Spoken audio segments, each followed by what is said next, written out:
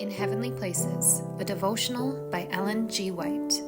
Watch and pray, March 31st. Watch and pray that ye enter not into temptation. The spirit indeed is willing, but the flesh is weak.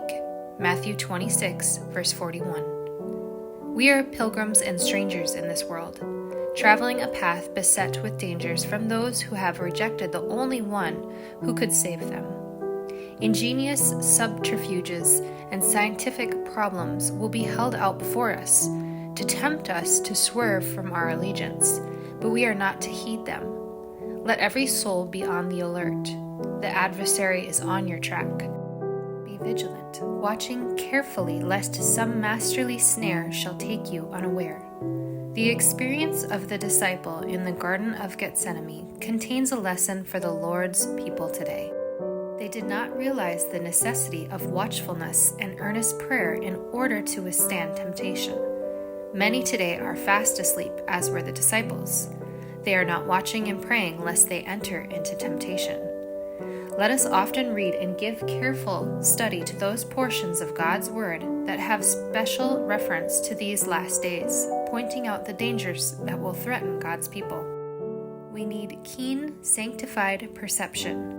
This perception is not to be used in criticizing and condemning one another, but in discerning the signs of the times. We are to keep our hearts with all diligence, that we may not make shipwreck of faith. Those who neglect to watch and pray in these days of peril, those who neglect to unite with their brethren in seeking the Lord, but who stand aloof from God's appointed agencies in the church, are in grave danger of strengthening themselves in their own way, following the impulses of their own minds, and of refusing to heed the admonitions of the Lord.